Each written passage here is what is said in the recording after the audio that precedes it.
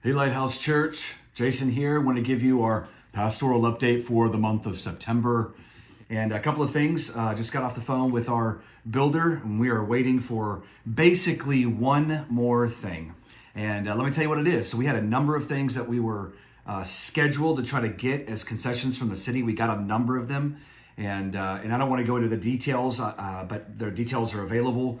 I certainly don't want to say that we got a good deal from the city because I wouldn't want the city to hear that and to be offended by that. I think the city is being fair and we're trying to be fair. And so one of the concessions was, the difference between an 8-inch and a 12-inch main. We didn't get it. It's a pretty tough hit for the overall cost of the building. And the other is a deferment on some landscaping. And it appears that we're going to get it. And that's going to save the church well over 6 figures at the initial entry into the building. And so that's important. And we're working out the terms of the deferment now. That's what we're waiting on, to get those terms in writing.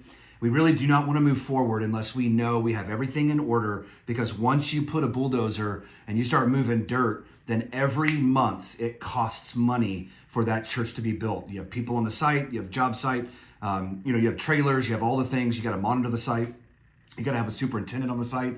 And so this is if you know anything about construction, all of the planning to get to the first spade just takes a lot of time. And that's where we are. We've had a number of delays. Many of those delays have been hard hits as far as the time, but fewer delays have been hard hits on the money. There have been some delays on money, but on the whole, that's the update for the building. I'm very, very, very hopeful that we can get this project done as quickly as possible. We have been given assurances that it is a 10-month build. I talked to the superintendent for our project, who is a very gifted superintendent there at ABG. And he said, man, I've looked this over multiple times. I think we can get this thing done in 10 months once we put a spade in the ground. And so, church, that's the latest update I have for that. And just continue to pray for just the development and movement forward of the building. We have so many areas in the life of our body that are so much more significant than the box that's going to house all of the life in the body. And so first is this, man, if you have interest to be a life group leader, man, contact Daniel. He's the right person to talk to. So much of all that we do in our church flows through and in and out of life groups. I'm going to talk about that this Sunday when we talk about elder governorship, deacon organization, and member, communal membership. And I can't wait to talk about this distinctive of Lighthouse this weekend. And life group leaders are a significant part of that. They, in so many ways, are the teachers and the care pastors and the caregivers to just this congregation. And so, man, if you want to be a part of that, if you have the gift of teaching, if you have the gift of care, if you have the gift of hospitality, even if you don't have the gift of hospitality, we'll find somebody with the gift of hospitality and let you lead the group. Or if you live way on the outskirts, we have an elder that does this. And we have a precious family who opens their home so that an elder family who lives out, further out, now they can lead a life group in this home. And so it's a beautiful combination. Talk to Daniel. And if you're in a life group, then you know that it's a powerful thing. Our church is growing, and so we will need more life group leaders. We need more leaders. And listen, I'm not worried about the need. I want to invite you into the joys of leadership, into the joys of faithfully serving and advancing the kingdom. It's a total blast. So much of that is important because as our church grows, it becomes more and more difficult to care. And listen, we have elders, we have deacons of care. But even then, there's this idea that, man, it can only be the pastor that cares, or only be the elders that care. And we have an enormous number of folks who are caring. I mean, listen, we've got one member who is waiting on some news to get a transplant. We've been praying for him. We've got a member family that is right now in Colorado dealing and caring for their son who is getting some testing. We've got a precious saint who has just finished 2 surgeries in almost 2 days. And she's recovering there in Plano. I mean, we have a number of areas where folks are being cared for. We have at least 4 marriages that the elders regularly pray for that we know is on fire. And so we're just laying our lives on to pray for these folks and check in with these folks. And listen, those are the issues we know about. There's so many areas in the life of our body where we deeply want to care, and it is not going to be possible, and it's not possible today unless we have faithful shepherds to do that. We've got 6 elders, and these elders are faithfully working and doing that work. And yet even then it requires deacon empowerment and deacon organization and all of those things. And so, hey, thank you for so much for your consideration and life group leading. Again, if you're looking for care, we pray after the service. We have opportunity to pray before the service. We have prayer teams that are often interceding. And so, man, there's a lot going on that is beautiful. There's a lot going on that's tough. And that's just the reality and the tension of the now that Christ's kingdom is advancing and the not yet. Christ hasn't fully pulled together and his reign and rule of the kingdom. It is, if you will, coming into fullness. This is the gospel. It's beautiful. Now, if you want to serve in caring for our kids, we would love that. It is more chaotic than it will be in our new building, but it's actually becoming each week more and more organized as we dial in what it looks like to be a mobile church. And so if you want to serve, we would love for you to serve. We background check all of our kids volunteers. We hope that that's an encouragement to you. It's an encouragement to me, having 4 children in various stages of our next gen student ministry and children's ministry. And so I just want you to know that if that's something that you want to serve in, please do serve. In fact, I'm a big believer in the generation after serving the generation before them.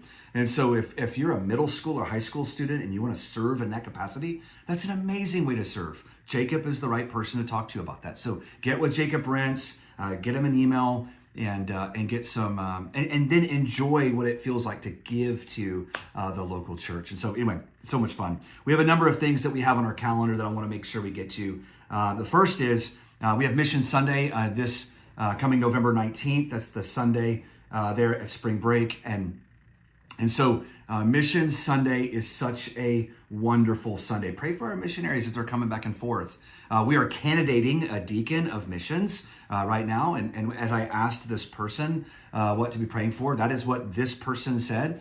They said, hey, pray that our missionaries come and we can celebrate and that there's safety and travel. And so anyway, so yeah, let's definitely pray for that. And as I talked to Liv, our deacon of women's ministry, she said that it's important to let you guys know that this coming Sunday is the Sunday that you bring your school's supplies so that we can begin to collect those things for Operation Christmas Child. And that is an awesome time for families to come and pack boxes and give to those who are less fortunate, and not just in a felt need, but we can pray for those things and bless those things and send those things to those that are in need. And so, man, I'm just really grateful and to Liv's leadership there and organizing that and getting that together. And so with that said, we also have our in November 5th, our family meeting. We have our second annual chili cook-off. Now, listen, this is a big deal. I lost last year. I'm still a little bitter and frustrated about that. And I'm not even sure the first place winner should have been. I'll leave this person nameless, but I'll just say I felt a little looked over. And it's a blind taste test, so the proof's in the pudding. If you think your chili is the best, we have the opportunity for you to prove that at our member meeting in November on the 5th. And so Meredith, who is our deacon of hospitality, is organizing that so well. And anyway, so I too will enter a submission, and I'm hoping to redeem myself this year. We'll see. It's been a tough year for the Hollemans on all these church-wide competitions. Now, a couple more things before we end our time. We want to just pause for just a second and just say a public thank you to founders. Just a public thank you. They have been awesome to work with. And listen, it's not easy to have your facility used by an outside organization, and then you come in on Monday and wonder where things are, though we work extremely hard to leave the facility better than when we found it Sunday morning. And if you volunteered, you know that we work hard to do that. And in fact, one of the last people out of the building is one of our elders, Steve and Randy Eckberg. And I'm telling you, man, they are scouring this building for trash to make sure that we leave it better than we found it. And so I will say we're doing what we can, but at the same time, we also want to say that it's still an inconvenience, and we know that. And so to the founders team, hey, we just want to tell you, thank you for being such great hosts. We know that we're running the facility. We know that we're financially giving for this opportunity. But even on top of that, you've been a great team to work with, and we're very, very thankful, and our church is very thankful. And even in some of the delay of our own building, you guys, both through corporate and local, have been just a real blessing to work with. And so hopefully we'll have some more cookies coming your way pretty soon here by one of our members' daughter, who does such a good job. But with that said, hey, thank you so much. Church, let us pray for Founders, that the facility would be blessed, that the facility would be protected, the children would learn, and that truly Christ would be glorified in all that is said and done. Church, grateful for you. Look forward to seeing you Sunday, where we talk about elders, deacons, and members. God bless.